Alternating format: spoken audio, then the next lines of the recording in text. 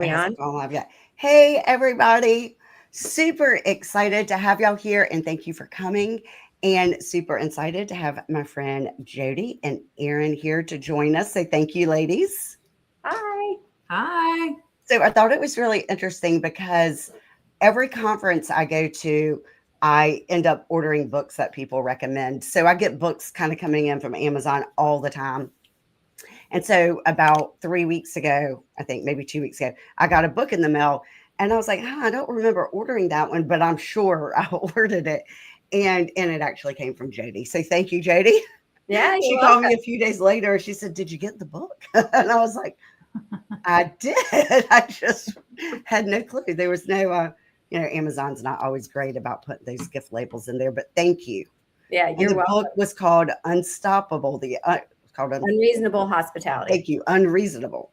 Yes. Unreasonable hospitality, which is amazing and could be applied to all different facets, all different industries. But in this case, we're going to talk about real estate I love it. and Great. how this creates clients for life. So thank you, ladies. And who wants to kick off? Aaron, do you want me to? Well, You want to? thanks for having me, and Jodi. This is a great platform. So I'm licensed here in Wisconsin and Illinois. I'm on the state line and been doing this for 20 years. Part of Remax for 15, and I definitely lead with relationships first, and business will follow. That's just kind of my motto, and it hasn't failed me yet. So it's a lot of fun, and just really enjoy celebrating the client's milestones and being there for more than just the chapter I'm helping them with. I love the fact that you said that because when in 2010, I went through a really brutal divorce, just a horrible, if you can imagine. I don't think there's a divorce worse than the one I went through. I'm sure there is, but it doesn't seem like it to me. And and I had $20 in my checking account, and I really didn't have anything. And he was like making it abundantly clear that I would never have anything, and really worked hard to do that. And I was so depressed. I was so hurt. I was going through so much, like just depression, honestly. And I finally got myself out of it by just saying, and it kind of reminds me of what you just said, Aaron, of I didn't put it in that way, but it was like, how can I help other people? And if I could focus on helping others, then I could take my mind off of my horrible situation I was in. And my business tripled that year. And my one example was like, I had a friend that I'd been showing houses to off and on for 6 months. She ended up going through a divorce. She was like, Jennifer, I'm sorry, but I need to find a rental. So I went, helped her find a rental, helped her get into the school, helped her get the best teachers because I was also PTA president at the time. And I did all of this for zero money, but it was just to help her. Crazy thing is a year later. Now I see her at school. I'm still talking to her. I'm not showing her houses. A year later, I get a check. I mean, and it was made out to the real estate firm. I was with Coldwell Banker at the time. And they were like, Hey, Jennifer, you've got like a $10,000 check here. You need to pick up. And I'm like, I didn't have a closing. They're like, Well, apparently you did. That one person walked into new development, told the on-site agent, I'm working with Jennifer Bullock. Anyway, she did the whole process, never told me anything. It had closed Wow. and I had to check. And it was all because she said, she was like, You took so much time helping me and you never asked for anything. You never expected anything. You were just truly trying to help. So I think you're right. You put clients first. Everything else follows.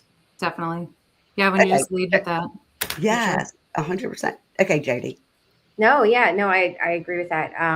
So Jodi Culp, Nashville, Tennessee, Middle Tennessee, Greater Nashville area. I've been doing real estate now for 5 years, almost the entire time with Remax. 32 years in hotels, managing hotels. So thank you again for inviting us to be on this with you, Jennifer. We appreciate it. But it's the same, it's like someone said to me earlier this year that like you lead with a servant's heart, right? And when I really dug into that to see what that truly means, it's like, we're here to make money, right? It's our job. We want to have money to sustain a lifestyle and pay for bills and all this stuff, right? But when you lead with that servant's heart and you don't lead with money as the main focus, the other stuff starts to happen. And it organically and naturally happens because people can feel it when your main focus is money, people feel it. Because then you become like a car salesman. Yes. And that's a horrible feeling. Absolutely. It's terrible, right? So I think it's like, I was with a company that taught us about exceeding expectations, going above and beyond, putting people first. Because when you look at hotels, I mean, we were competing against so many people. We were competing against ourselves. Marriott has, 31 brands. So when you're competing like that, you have to set yourself apart. So then when I transitioned over here, it's like you have to set yourself apart, because what we do, thousands of agents do. I mean, in Nashville, there's 12,000 people that do what I do. Wow. So what do you do to make yourself look different and really take care of people? And I think that's important. Yeah, no, I think you're 100% right. So what is one thing that you think that you do differently? Or that give me an example of the one thing that you do to make you stand out as a real estate agent. Do you want me to go first? Aaron, you go Yeah, go first. for it. I think it's just listening to people, hearing what they're saying, not just about their home and their search or what they're looking for. It's about them as a person. I think the little things that I do, like I tell people, as part of my VIP client program, I drop off moving supplies. So I drop off boxes and things like that. So it's just those little things. And when people come in, they're moving from out of state, I have the house like stocked with toilet paper and hand soap and paper towels. There are things that a lot of us do, right? But there's those little extra added things that really make a difference and take like a level of stress off of them, and people notice it. Hmm. Absolutely. Absolutely. Yeah, so very similar to Jodi, just moving boxes are definitely something that I do. You put a bow on the door when it's closing day and just celebrate those things. But I find also just celebrating the milestones in people's lives is huge. So whether it's their pets, their kids, anniversaries, all of that stuff. And a lot of the stuff isn't hard to find. You just track it on Facebook. And then pop a note in the mail, pop a gift, just something going just a little bit extra, and knowing people are seeing is huge for them. Yeah, and I think it's kind of fun, and I don't do it as often as I should. But if somebody posts a picture, like a cute picture on Facebook, I'll take it and print it, and then I'll put it in a cute frame and either take it to their house or mail it to them, depending on how far away they live. Because it's like people don't really print anymore. It's just Yeah, something nice to do, and just to say, "Hey, I saw this. Congratulations." for sure. And those are those little moments that really make a difference. When you sit there and you think about, like, when we go into stores or we go into hotels or restaurants, it's delivering more than what we're expecting, right? And how people make us feel, and translating that to our business, however that is, I think is important. It's even like sometimes I'm like, I'll send a text to someone, hey, there's a dog event going on, and I'll text them. It's just little things that you're thinking about them, and they could have closed 6 months, a year ago, 3 years ago, but it's Yeah. just that top of mind kind of philosophy, and just they people appreciate that. They appreciate, like Aaron said, they like to be recognized. Do you collect all their information? Like, it's one thing y'all just said it, and I collect birth dates and anniversary dates, like closing anniversary dates. But do y'all collect? Because it would be interesting to collect like all their children's names and their dates of births and their pets' names. Like, do y'all collect all of that like during the process? Yeah, so I want to definitely, Jodi's going to share something that she's moving forward and doing. But in the past, I've sent an email out to and just said, you guys are my top people. I would love to go a little bit deeper with you guys this year, and please share your kids or or pets, and got a pretty good response from people. So and then I just keep it in my CRM with notes. Yeah, but I love Jodi's idea that she's going to share, and that's something I'm going to do next year or this year. Okay, Jodi. Da-da-da-da. So in hotels, so I was in the meetings and events side. So my team were the ones that were working with the meeting planners planning these conventions, right? So these meeting planners are responsible for bringing in large pieces of business to these hotels. So we would have a client profile form, and it's like, here's your name, what's your favorite color, what's your favorite snack, what's your favorite beverage, who's your favorite sports team. It was all of those things. And I've seen people that have they'll have client onboarding like documents for it, but it talks about their home search or like kind of what they want to accomplish, which I want to do that personally and dig into like what they're looking for, what they're trying to find in their next home. But really having those things so that that when you pop by their house, you can leave a bag with their favorite snacks. Hey, I know you're going through a lot with work, or you've been traveling a lot, or here's a little something. But I think these client profile forms that I implemented in my departments in these hotels were key. And people love like talking about themselves. Yeah. The Ritz-Carlton, which for anybody listening that stays there, I'm probably going to blow their secret, but they have a thing called Mystique. And that was one of the brands I worked for. And what happens is if Jennifer's at the bar at the Ritz-Carlton in Chicago and talks about how her favorite drink is an espresso martini, the next time she goes to the Ritz-Carlton in Laguna Niguel, she has an amenity in her room with an espresso martini, right? They overhear, they have conversations, they get to know guests, they go in, they enter it in a system so that it's in like a database. So taking that and drilling it down to just my database, like Erin says, like her database, and really just getting those little personal moments so you can tailor a gift, or even if it's like a sports team hat. Hey, congratulations, your team's going to the Super Bowl. Here's a hat, right? I mean, just Yeah. that don't cost a lot of money. People just like to know that you're thinking about them. Yeah.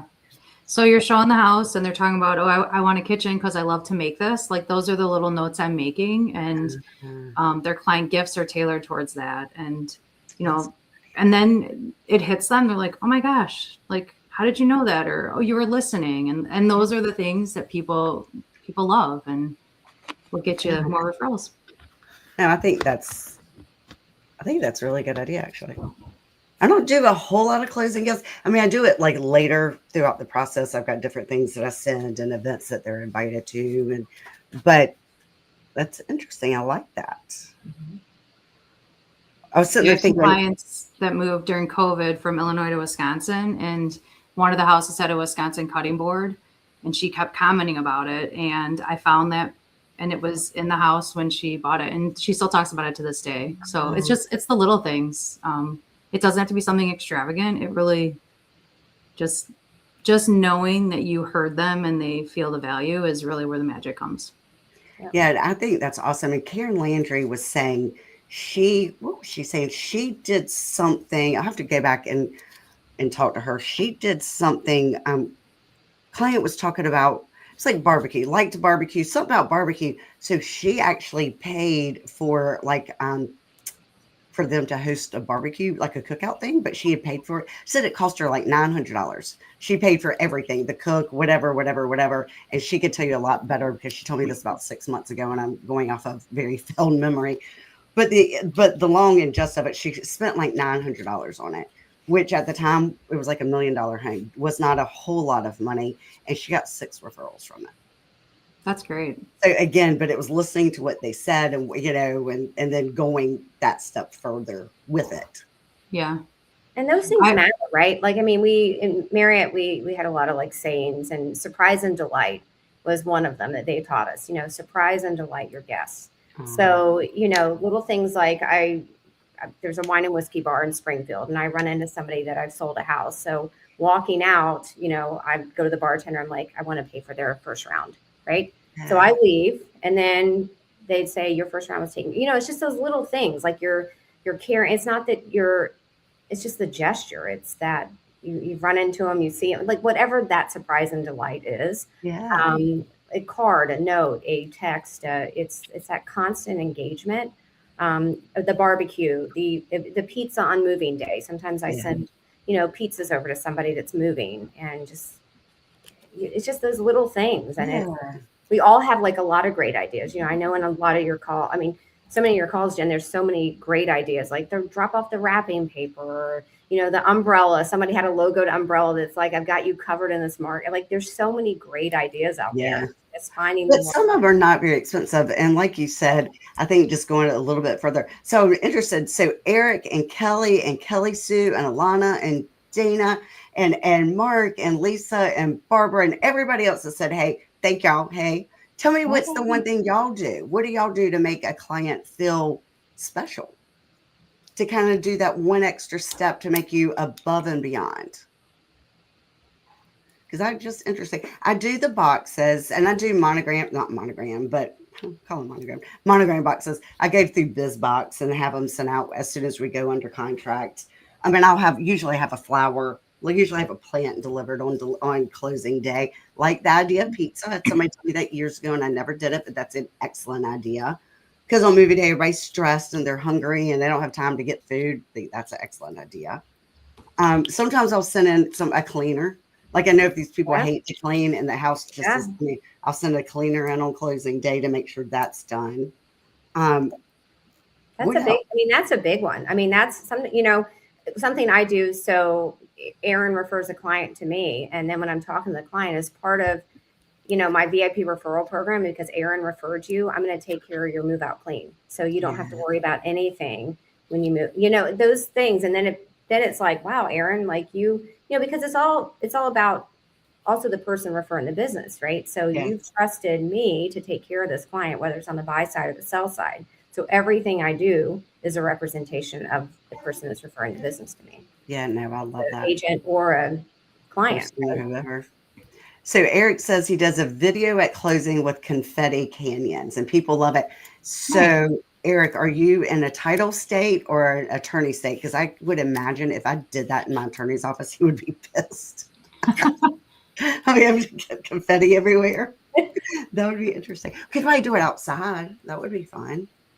Eric probably has to clean it up. Yes, somebody's got to clean it up. Yes. Hey, Julie, what do y'all do in Alaska for your clients? How do you make them feel special and something you do just to make you set you apart from everybody else? So attorneys don't care. So then do you have it like a system already down, like of everything you do, or is it just come innate to you at this point? I have a system. I mean, I'm a hot mess. I'm the first one to tell you. But I have somewhat of a system. Sometimes it's not done to a T, but I call them the same day they close. Like, hey, just checking in. Want to make sure everything's good. I call them a couple days later. Hey, thinking of you. Just want to check in. And then I try a month, but sometimes that falls off. But it's pretty structured as far as just checking in. And I'm big on like ninja selling is big about keeping people in flow and using the Ford. So if they come to my mind, I'm thinking there's a reason they're coming to my mind. So then I make that phone call and reach out in some way. Maybe it's just a text sometimes. And I never lead with, I'm looking for business. It is always like, hey, how are you? You came to my mind. Just wondering how the kitchen is, the kids are, the dog, like something about them. And it's never about the business. No, I think that's a good, yeah. And I would, when I call them on that too, that's what I do too. Now, sometimes I'll say, like, if I'm slow in business, I am quick to say, like, this has been a hard ass year. Please, I'm begging help. But 9 times out of 10, I call it just to check in. But, but I tend to always call the same people. So I was thinking about, and this is so old school, but I do tend to, like, when I'm driving down the road, I usually try to call 3 past clients a day. But sometimes I end up calling the exact same past clients because that's who I'm thinking about. But I was thinking about just I have a spreadsheet, but actually carrying the spreadsheet with me or putting it in my car or something so that I can start checking off, making sure that I'm hitting all of my past clients. Yeah. I have a goal to call my clients once a quarter. Yeah. So I print off who they are and I have it typically with me, and it doesn't always happen. And sometimes I'm, if I get to their name, I'm like, I don't want to call. Then I'm like, why are they on my list? So you got to kind of push through, and calls are very new to me. I really would not like to call, but this year I started and it definitely made a change in my business. Now that's interesting. I've never heard anybody. I mean, I don't love calls, but calling is my number one source of business. So what were you doing if you weren't calling? I love Popeyes. So I am coached with Buffini, and they're all about calls, notes, and Popeyes. And I love notes and Popeyes. I have no problem doing that. Client parties, I just, for whatever reason, calls went to the bottom of the list. They're not fun for me, so I like to do everything with fun. Huh. Yeah, calls aren't fun to me either. It's just quick. Like, I hate Popeyes. I do them, but I don't do, I mean, this way I just have a lot of past clients. I try to do 10 a month. Which doesn't, even at the end of the year, it doesn't cover all my clients, but I just cannot do more than that. I hate. And for one thing, for anybody that tries to pop by my house, I don't want anybody to pop by my house. And that's probably part of my reluctance is that, like, half the time I might be naked. My house is going to be dirty. I mean, it's going to be something. I'm going to be embarrassed for whatever reason if you just show up at my house. I would encourage you to not knock, because I leave the car running, the door open, and leave it on the door, send a text, send a video. I don't knock on the door unless somebody will call and say, hey, were you just at my door? Why didn't you knock? I know those people and I would knock. But 9 times out of 10, it's just something I leave at the door and make a call or leave a video. Yeah. Just Because I'm seems the like same you're way. doing I don't it want you knocking. to see them though, right? I What's mean, you're that? doing them. The purpose of doing it is to see them. I mean, I agreed. I was paying my daughter to do it for me, but I just wasn't getting the traction like when you do it yourself. Okay, so let's look. I saw somebody. Oh, a handyman. That's a good idea. Melissa has a handyman that she offers 4 to 8 hours worth of service. I think that's Nice. an excellent one. Oh, that's a really great one. Yeah. I had done that years ago. All these things are popping up, things I used to do. I don't know why I quit doing it. I think that's an excellent idea. I love it. Eric. Eric, only when you're around. Shh, don't tell anybody. Oh my goodness. Oh my- No, it's like I'm gonna be in my pajamas or my house is gonna be dirty. I'm just giving examples. Right. Right. Well, the goal too is to say, like, if they're like, come on in. No, I gotta go. I'm in the neighborhood showing or whatever. Like the goal Yeah. is never to go inside. You've lost the game if you went inside. Yeah, that's right. Let's see here. That's good too. I like the idea of getting a testimonial at closing is a good one too. I mean, not for them, but for you. It's not. It's good. It's a good one to do. Okay. Anything else? Yeah, I just think it's important to just stay engaged with your customers. And, it's like Erin said, talking to them quarterly, notes, Popeyes, calls, texts, thinking of you. I think it's just keeping that level of engagement going. And then you're top of mind. Yeah. Last year we did, and I copied it from another agent. There are like 10 or 15 of the large box companies like Wayfair and Home Depot and Pottery Barn, like those kind of things. I had called each of them and signed up for a business account, which immediately gives anywhere from 5 to 20% off. And I was offering that to all of my database, all my clients, like after closing, because everybody wants to go and they want to fix up their house, they want to buy furniture, they want to buy paint, whatever. And it was excellent. The issue is now that all like everybody now has to send verification. Mm. So now when anybody logged in, and I sent it to 1,400 people, I have to then be able to know who logged in so I could send them the verification either or text. So that got, but I thought when I did it last year, it was amazing. This year has been not amazing. But it was a good idea. I mean, again, just kind of going above and beyond, like here are some places that you could get discounted services by using this code, but it only works when it works. So But I also love that Jennifer. You said that you would do the wind down Wednesdays. Where you would gather some people together. That's something I'm going to do next year. That's a great idea, and just get a smaller group, and then bring some friends, bring someone with you, and then you're connecting people, and it's not with that business first kind of forefront. It's really just to kind of have a gathering, and then the business then people start talking and they network, right? yeah, I'm so glad idea. you remembered that. I haven't done that in a while, but I would do it, Erin. And what I would do is I would just invite 5 or 6 people. And there's a place, there's like a little old vintage house that they've made into this very cute, just wine store that you go in there and have a glass of wine. And I would invite 5 random people, but I would not so random. I would put them together either by age, either by a hobby that they had that made me think they might get along, maybe the age of their kids, maybe it's their location, maybe it's the time of frame when they moved here. But I would group people together in 5s. And then every Wednesday, I would just invite 5 new people to meet over there at 5 o'clock and just for a glass of wine. But what I found is 2 of the people that I introduced when I went out with them the other day, they go out every Saturday night. I don't get invited, but they become friends. This other group of people, they do Friendsgiving, Thanksgiving every year for the past 4 years because they met through me. And they're like, it's, just trying to make those connections and help people. Because from here, most people move here from out of state. I mean, everybody calls me a unicorn because I'm born and raised in Wilmington. So most of my clients are from out of state, and then help them try to connect with like-minded people. And it doesn't always work, but it is a lot of fun. And I've never spent more than $100 on any of them because I just come in and I buy everybody 1 glass of wine. That's a great event. Yeah.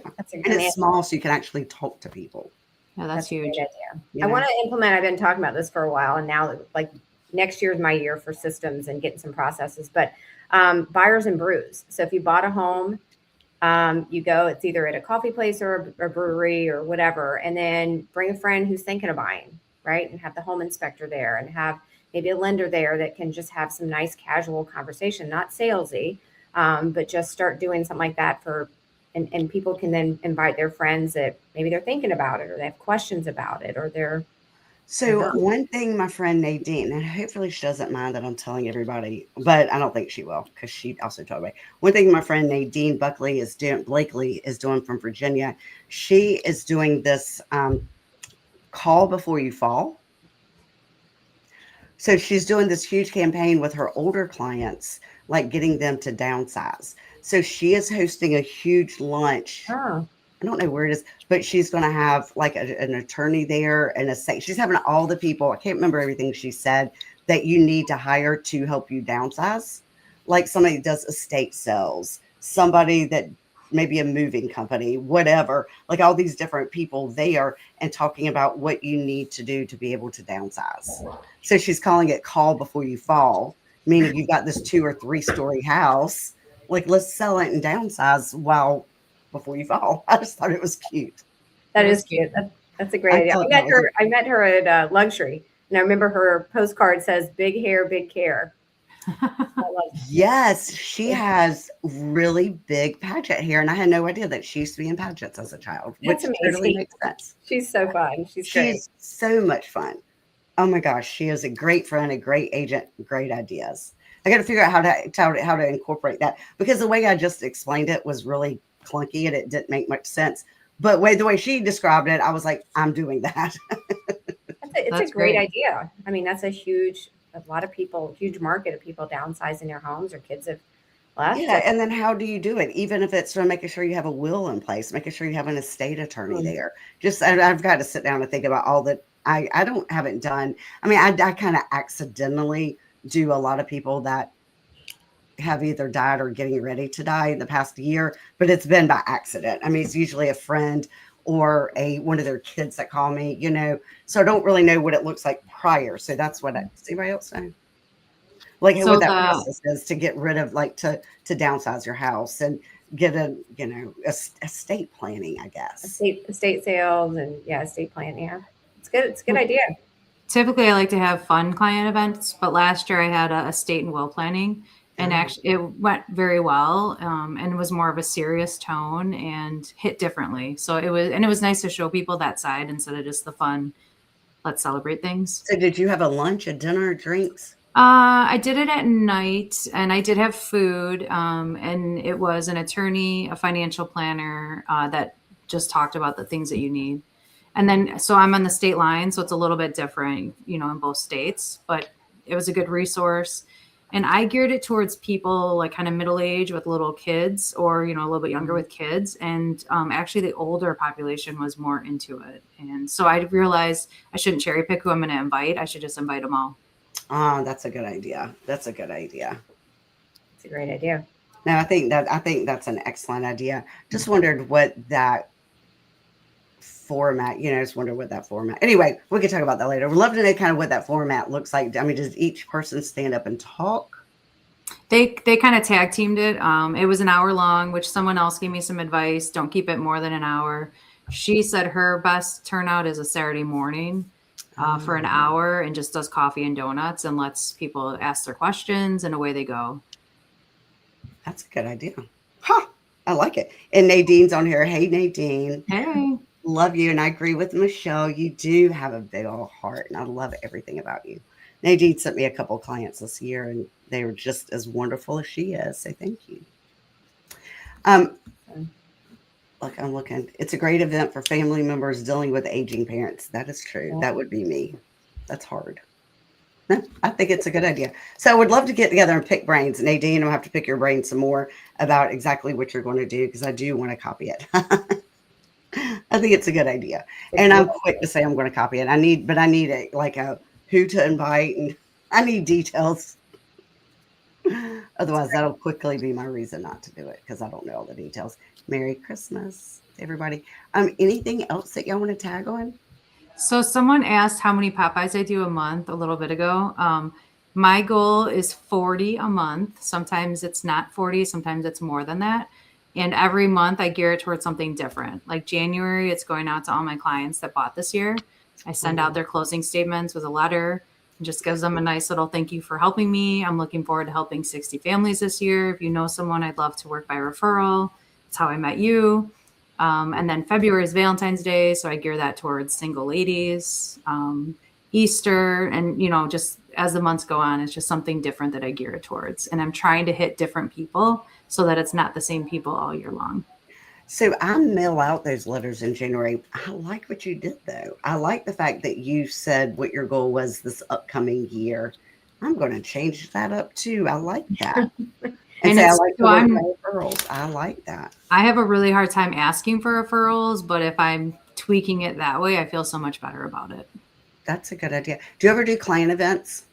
Yes, I love client events. So at client events, I always have a giveaway. So it's usually like $100 at a spa, or maybe it's four $50 gift cards to Honey Baked Hams or whatever.